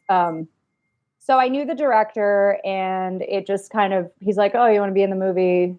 Great." So I was in the movie. So who's the star of May? Do you remember? Because I mean, it's like 20 years ago. Angela Bettis. Yeah, so Angela Bettis, you guys, who's super creepy. And in this movie, what does she do? She kills people and then sews the parts together to make a doll or something? I forgot. So, I mean, kind of, yeah. So she struggles with social anxiety, and she meets all these different people, and she likes certain parts of them, but she doesn't like the whole part of them. So she ends up, I guess, going a little crazy, and she takes all the parts that she likes and puts those together. And tries to make the perfect thing. Yeah, the perfect person. I wonder what part she would take of John Hamm. He's supposed to be well endowed.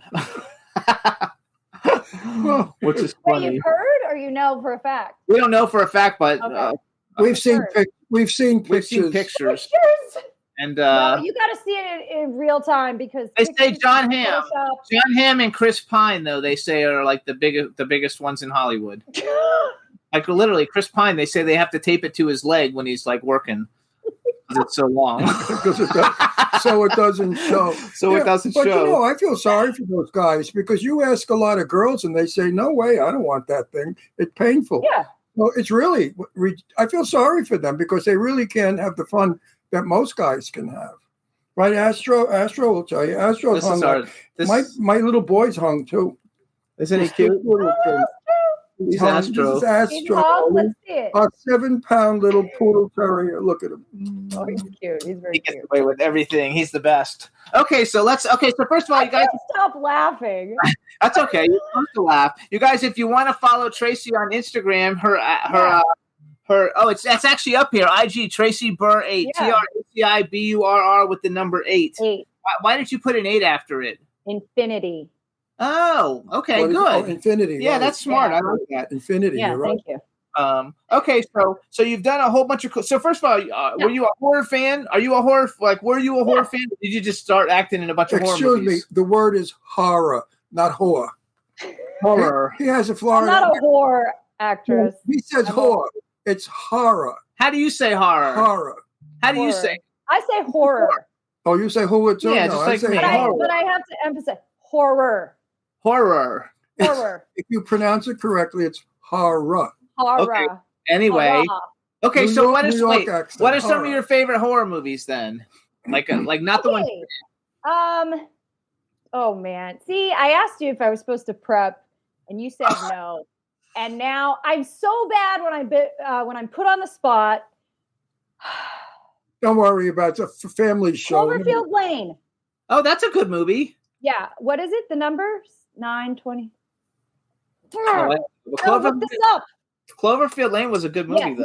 that's one of my favorites. I don't think anybody's ever picked that either, because everybody always picks something with like an iconic killer, and Cloverfield Lane didn't have one. So I wouldn't say that I'm like a diehard horror fan. Okay. I like horror, but I like all genres. I mean, I love comedy. I love drama. I like We are too. Oh, me. I am like that too. He doesn't really like horror, but he's just in them. Yeah, I mean, there's certain movies that stand out to you, and you're like, oh, that's cool, and it's classified as horror. But God damn it! Like if you were gonna be, let's say, okay, so like what's your go-to movie? Like, okay, you're like it's a rainy day, and you want to just relax, and you're gonna pick out a movie. What movie would you watch? It doesn't. I mean, in any genre. Being John Malkovich. Oh, great movie. What movie? Being John Malkovich. Oh, that's a good. Yeah, that's a good movie. I like a good twist. I like a good I didn't see that coming. Right. And I like it. Huh? Hitchcockian movie. Yeah. Hitchcock. Yes. You never know what's going to happen. Right. Oh no, But I like it too. I will say I'm a bigger comedy fan. Okay. Yeah. So if you were going to be in a comedy movie, like if you like any comedy movie that's ever been made, what movie would you have wanted to been in? Like, what's your favorite? Do you have a favorite comedy? Oh my God. Like I have my own, like my favorite movies. Like my favorite movie of all time is Pretty Woman. I've seen it 8,000 But I times. could see her like in The Wedding Guy, the Wedding movie, that sort of a movie. Oh, The Wedding Maker. What is it? Oh, the one with The Wedding Maker. What is it No, called? the Wedding Planner? Yeah. No, not Wedding Planner. The one with Vince Vaughn and Owen Wilson. Yeah, I could. Wedding Crashers, I think it was called. I could see you as a comedian, a beautiful comedian in one of those nice, light, happy movies. The feel good movies. What's it called? Yeah, feel good movie. Wedding Crashers, I think it's called. No, Wedding Planner. No, it's not. Wedding Planner. What were the three beautiful blondes in it? Wait, let me look it up. Wedding Crashers is the movie. With Vince Vaughn and Owen Wilson. It's it's the funniest fucking movie ever. Who are the blonde girls that played it? Yeah, see, they even wrote on here, Wedding Crashers. Who are the three That's blonde? Owen Wilson, Vince Vaughn, Christopher Walken, Rachel McAdams. Yeah. Yeah, it's a very funny movie. You could play the Rachel McAdams role in a second. You should watch it. Thank you. Never seen it. It's very good. I would cast you in a feel good, light comedy, fun movie. Like This Is 40. That was a good one too. Yeah. I like This Is 40. I mean, I also could probably cast you as a drama person. You know, you're an actor. You could be anything you want. That's the thing is like I feel like I have such a like I like all across the board. Okay, so the thing for me is the movie quality? Is there substance? Is there depth? Does it make you kind of, oh my God, I didn't see that coming. Like that's the kind of movie I like. So it doesn't really matter if it's horror or comedy or drama or a psychological thriller. Like I love it all. That's perfect, though. No, I agree. I like that. I don't want contrived. I know this plot before I've even seen the movie. So let's brag a little bit for you. So you guys, in a very short time, she's done a bunch of films. Jimmy, can I just say, for the year 2021, I set the intention I was going to film 21 projects. Okay. And you did. And I did. I actually did 23. On IMDb, it's a little different because some of the projects show up as like 2022. Right. But I can say with certainty, I filmed 23 projects. So we're very good friends with all the Alien Danger people. So you were in Alien Danger 1 and 2 with Raven Van Slender. It's a James Balsamo film with Bill Victor, Erican. I don't know. Doug Bradley had a cameo, like a voice cameo in one of them. Sherry Davis, Rob Halford. I don't know how they got Robert Halford from Judas Priest. That's very cool. Vernon Wells, G. Larry Butler, Al Burke, Robert Felstead Jr., Ozzie Capri, Tracy Coco, a whole bunch of cool people. Yes, I love Tracy. I think we had her on about 4 months ago. Oh, cool, yeah. She's fabulous, and we're doing a movie with her in January. Oh, nice. And both of those films, didn't they both premiere at the Chinese theater, at the actual Chinese theater? Yes. And funny enough, so the first premiere, they played the first movie. And then the second premiere, they played the first movie by accident. Oh, shit. Yeah. She said there's two movies. In the first movie, they played the first movie. In the second premiere, they played the first movie by mistake. Oh, so everybody came and watched it again. Yeah. And nobody corrected them? Was that the stupidest thing? And nobody corrected them? Who are these morons? I think they didn't have the second movie, so they couldn't play the second movie. I think it was like, put you up on the stage. Oh my gosh, singing. that costs so much money though to premiere a movie there. Oh yeah. I mean, that's like a fortune. Yes. Oh my gosh. But the premieres were fun. Red carpet, after party. Yeah, oh no, absolutely. Well, that's because it was so nice they played it twice. No, but you have some other good ones. So first of all, you've done a bunch of James Balsamo films, and I also know you've done a bunch of Dustin Ferguson films, which we had him on our show many years ago. Yes. And I wrote down some of them, and I don't know if these are all theirs or not. But I'm writing down the films because we know some of the people in it. Hell of the Screaming Undead with Lynn Lowry, Robert Mukes, Janet Lopez, who was at the event last week. Jen Nangle, who was at the event, but I didn't know who she was, so I didn't meet her, unfortunately. Oh. Noel Jason and Mel Novak. Yeah, I didn't know that's who she was. I saw her, but I didn't know who she was. Mel Novak, he's really such a nice guy. Yeah, he's a sweetheart. And I'm happy that there's somebody for once older than me around. Usually I'm the Mel is way older than I am. Is he older than you? He's older than, much older than I am. Like, do you know how old he is? 20 years? I'm 82. Mel has got to be. We can look and see. I don't even know. I bet they won't tell us. I know how old you are, Ron, because you told me at the premiere, and I was like, wow, amazing. Well, not so amazing. 64, right? Yeah. It's good. She's 64, right? Who's 64? You. I'm 64. That's what she said. She's joking. Come on, get with it. It's a joke, Ron. My dog is in my arms, and he won't sit down. See him? He's cradled in my arms. He's adorable. He kind of blends in with your shirt, though. Yeah, but when he's he does. When he's in my arms, I go into a trance because I love him so much. You have no idea. Actually, I love him beyond life itself. You did another movie too, though, with James Balsamo. It Wants Blood, and that James one has is a nice guy. James is a nice guy. He always wears wild jackets everywhere we go. We like James a lot. So It Wants Blood with James Balsamo, Bill Victor, Erican, Eric Roberts, Steve Railsback, Felissa Rose is a good friend of ours. Al Burke's a good friend of mine. Tuesday Night, Brink Stevens, Eileen Dietz, and Alyssa Dowling. Those are all everybody knows who those people are in this genre. So James. Absolutely. I can remember James Balsimo's first movies. We actually met him at a horror convention when we lived in Pennsylvania many years, 10 years ago. Oh, cool. And his movies were really, really bad. And he was from the like, what's the guy who makes those freaking terrible movies? He makes Lloyd Kaufman. He comes from like the Lloyd Kaufman, got it. Yes. school of like $8 movies. And, and he's really progressed and really grown in the last 10 years. Now his movies are actually good. People want to see them. They're really good. But when he started, they were so bad. And he'd be at conventions and he was cool. He was very enthusiastic and stuff. But I'm so happy to see that he's really grown, like as a director and a writer. And his movies have gotten significantly better. And people now want to be in his movies. Right. Yeah. I love watching artists grow and evolve. And I also love that, oftentimes, a director will make a movie and then when it first comes out, it's like nobody cares. And then maybe 10 years later, everyone's like, oh my God, this movie's amazing. Right? So it's cool how those things can evolve. Yeah, that's super. I love it. Even years back when Orson Welles made his movie about Hearst Mansion, what was that one called? I forgot. Oh, Hearst Castle? The one about, here we go. Patty Hearst? No. About the famous multi-gazillionaire, the owner of the LA Times. What the hell was it called? Famous movie. It bombed. It was terrible when it came out. No one would go see it. Right. Now it's the ultimate classic. Oh, cool. And Orson Welles did it with Joseph Cotton and Agnes Moorehead and a bunch of people.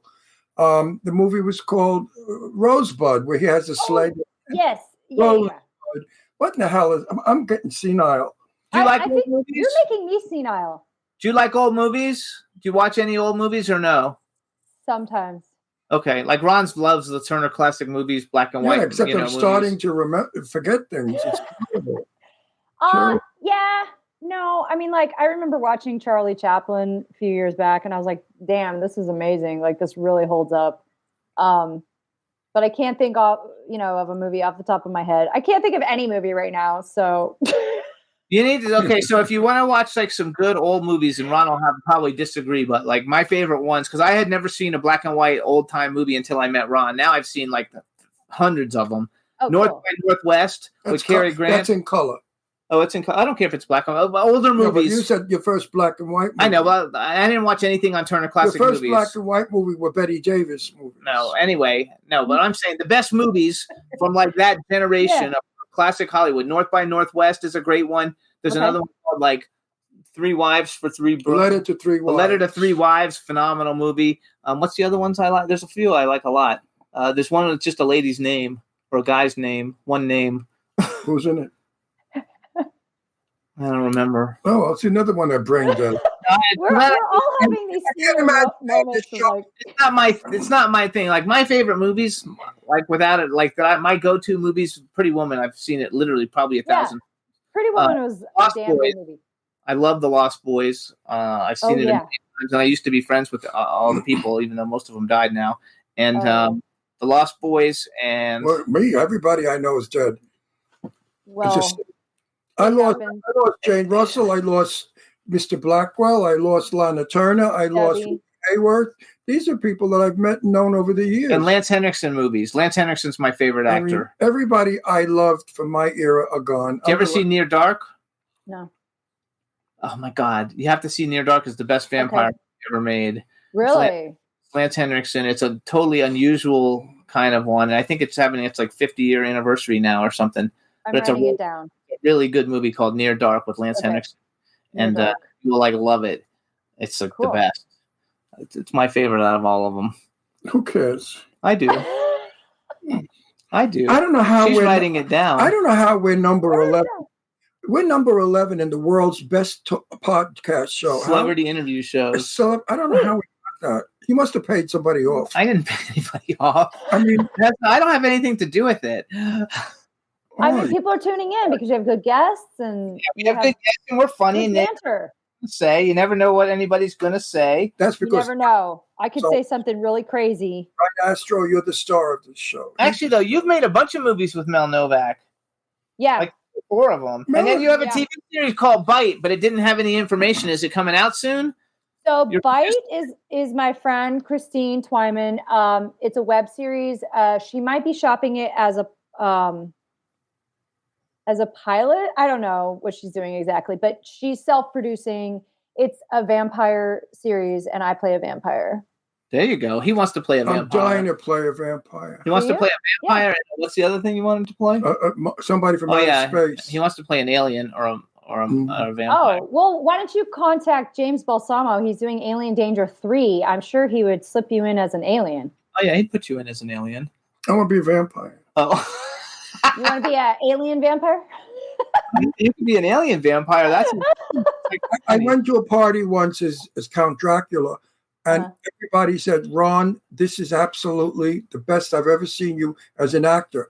I didn't do much of anything. They just said that my eyes and my face were so scary because of my cut features, my cheekbones and chin, and of course I had fangs in.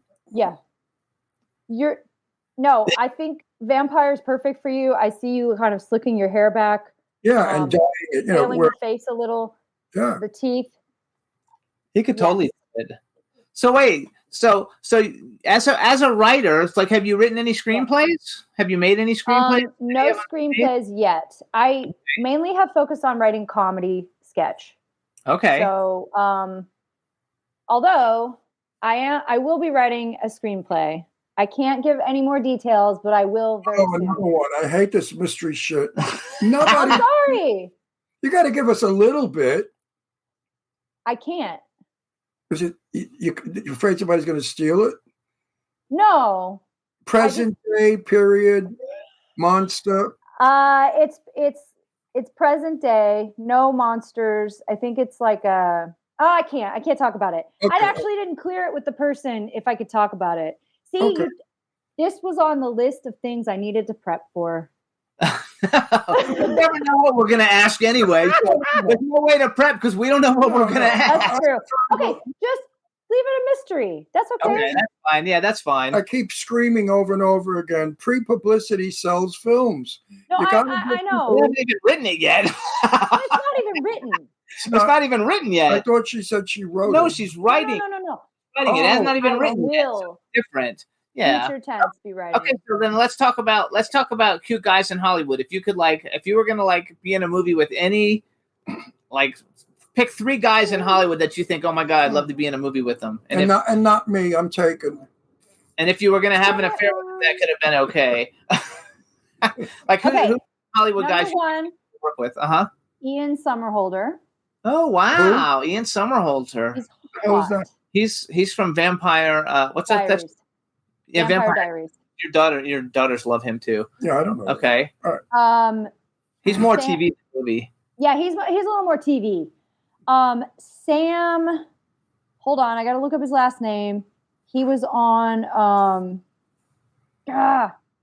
What show? He was on Sam Heughan?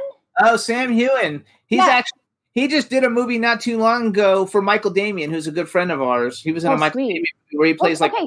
If you're gonna set me up with anybody, set me up with Sam. Okay. A lot of people like him a lot. Of course, because he's hot. What are you talking about? They were trying to get him to be Superman at one time. But you know something? Back a couple years ago. You know something? What? You said something that I intend to do. When I meet him, I will give you a name. I will say, this girl is really pretty. It wouldn't be hard to meet him, I don't think, because we know people who know him. Yeah. Okay. I'll see if I can get him on the show. Michael Damian, I understand, has a wonderful TV show now on that corny channel where everybody's mushy and lovely. What is it called?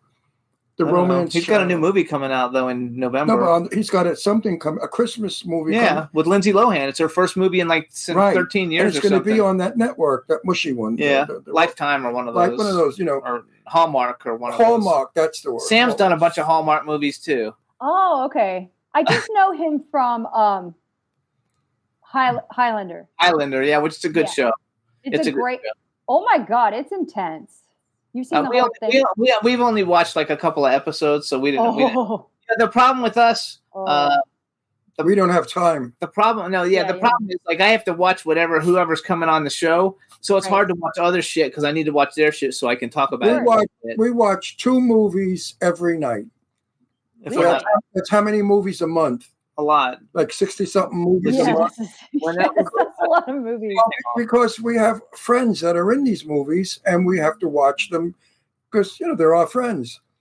And, of course. And other movies that we watch because we have to. I don't know why, for his reasons. Some of them stink. So who's your third person? Who's your third person? Honestly, so you both maybe you knew him before, but I would love to work with Deep Roy. Oh! Because we just met him. Oh, we've known him for years. You've known him for years. Okay. So I didn't watch Eastbound and Down, but I didn't either.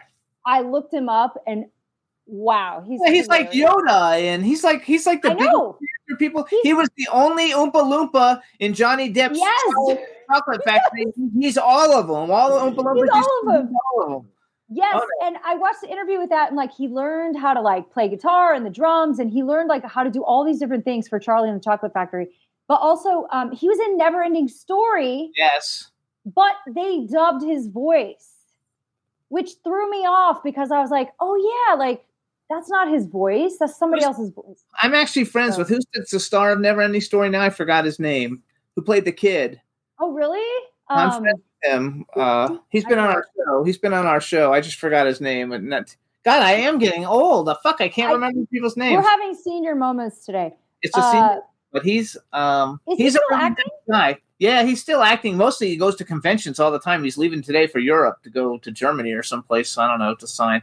Are you talking about Barrett Oliver? No. And you spoke to him today and you can't remember his name? No, I didn't speak to him. Noah Hathaway, yes. He's been on our show. He's been on our show a couple of times, and he's been in some movies that I've worked on. Yeah. He's a cool guy. Yeah. Awesome. Anyway, so those are my three. Okay, and if you were going to get to work with females, no love interest whatsoever, no carpet munching or anything, just three actresses that you think are cool. Shocking. What kind of talk is that? Just three cool actresses that you think are cool. Who would you like to work with? I'm shocked. And don't say Meryl Streep. Catherine Keener. Oh, she's very nice. I met her at a Barnes & Noble one time. She was very nice, Catherine Keener. God. I love her. She was super nice. I know Kathleen Turner. No, Catherine Keener. You know her. If you saw her, you know her. Catherine Keener, yes. You know who Kathleen Turner is? Kathleen Turner. Yeah, Kathleen Turner, yeah. Romancing the Stone. Yes.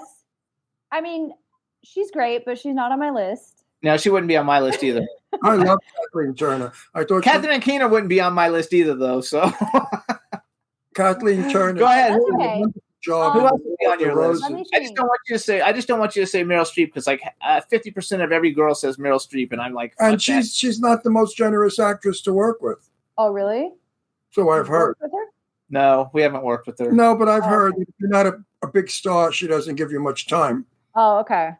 Okay. You have to be the lead. Let me think here. Gosh. I mean, I do really like Nicole Kidman. Oh, I like Nicole Love Kidman. Nicole Kidman. Yeah. I liked her better that she didn't fuck up her nose. She did too much nose jobs, but she looked better. She had her younger nose, but she's a phenomenal actress. Yeah, she's spectacular. And then I think, there's a lot of women, but I think Melissa McCarthy. Oh, she's hilarious. Yeah, she's really funny. I think she's so funny, and she'd be someone who I would like to like. I'd like to at least meet her because she's who she is. Of course, I do. Okay. The only thing I didn't like the Ghostbusters with all the women in it, but I like all her other stuff. Like Tammy was hilarious, and when she played the cop, she was funny as all. And the Wedding Crasher, the wedding one, or whatever about the wedding. Not Wedding Crasher. Bridesmaids was hilarious. Yeah, no, I was a cop movie with actress I like. Oh yes, she was in a movie with Sandra Bullock. Sandra Bullock. I like that. Sandra Bullock. Yeah, what is it called? It's the cop one, right? Yeah. Sandra Bullock's the FBI agent, and she's the cop. She's hilarious in that. So sarcastically funny. We watched that. That was a very good movie. I've seen that movie like 10 times. Actually, it's very funny. Yeah, I'm looking it up right now. She's very funny though. I think Melissa's just naturally. She's just like. I think having a conversation with her, she'd just be hilarious. Like, she's just very natural. I wonder if she's funny in real life because a lot of times comedians are funny on screen and when they're doing their shtick, but then they're not. The Heat. It's called The Heat. Thank you, Juan. The Heat. Okay. The Heat, yes. No, I think she strikes me as a person who's just would be very like friendly, personable, like, You could totally do. You should never do. know. You should do comedy. Well, see, he like did some stuff with Joan Rivers. I knew Joan Rivers. Yeah. And Joan, off camera, was not funny at all. She Really? was the most serious businesswoman and very, very bright, but not funny. And I said that to her one day. I said, "Why is it in your real world you're not funny?" She said, "Well, pay me and I will be." You know, and I agreed with it. I agreed with that. You know, pay me and I'll be funny. I mean, I think there's this sort of expectation that, you know, entertainers are always on and they're always there to entertain every second of the day. No. And it's not true. Like, people need their downtime. They need their privacy. They're still human beings. They still have emotions. They still have to deal with life. So... Oh no, we hang out with like a lot of well-known people, and like if they're at dinner at our house, they're totally different than if they're at a premiere and they have to be on. You know, like they're just people like normal think that I'm outrageous on TV and screen, which I am. I have no filter, but in private, I'm very prudish and very straight-laced, which is very hard for people to believe. No, it's true. Tell them, Jimmy. Yeah, he's vanilla. I am vanilla. No, I'm the opposite of what I am when I'm on TV or movie. Ron, I just love your tone. Your tone is no, but it's true. I am so straight-laced, you would not believe it. Prim and proper. No, you're not kidding. We live in a house with a fence. I mean, we have like we have like a fairy tale, like little like we go to dinners and we go to movies and we have a little. We don't have a picket fence, but we have a fence and 3 dogs. You know, like we're just very like Doris Day.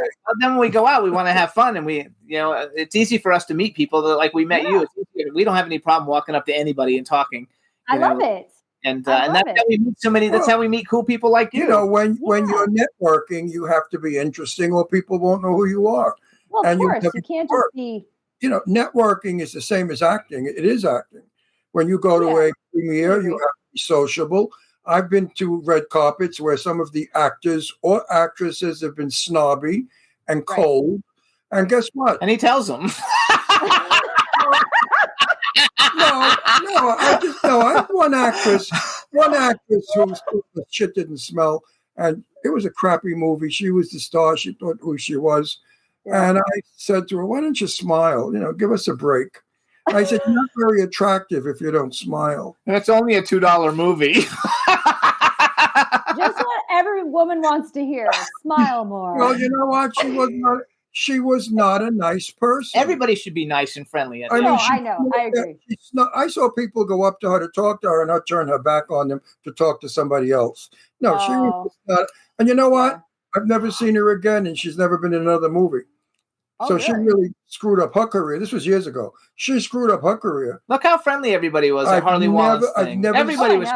Some of the people there were extremely well known. Everybody, and they were very great. Deborah Lamb.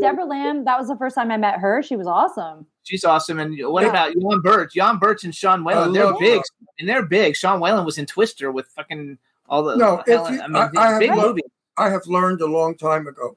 The bigger they are, the nicer they are. It's the little shit asses that think who the hell they are that are nasty and rude. That's true. The wannabes. But the reality stars, the people on reality shows and like that are on for a season, they're the worst out of everybody. I mean, I've never been a reality star. Those that made it in the business, they're not going to be nice. Tough and rough. They're easy going. We have like 30 seconds, so hold on. So you guys, this is Traci Burr. Check her out on IMDb. Watch all her movies that she's in. She'll have new movies, and we're going to be friends with her. So we'll give you guys updates. Are you coming up to? Are you going to Halloween Hotness? I don't even know what that is. October 29th. Go to HollywoodHotness.com. Okay. And it's really cheap, but it's a big red carpet thing. Everybody's going to be there. It's on the rooftop of Madame Tussauds in LA. Right. And you get to go to see all the wax dolls for free. And they got 2 red carpets, and there's a lot of famous people We went last year. It was wonderful.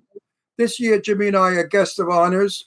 So we're going, and you'll come and meet everybody. It'll be fun. You'll know everybody. Joe Kelly, everybody will be there. Everybody will be there. Awesome. Everybody will be there. Good place to network. You can come in costume or not, but we prefer you come in costume. I'm not.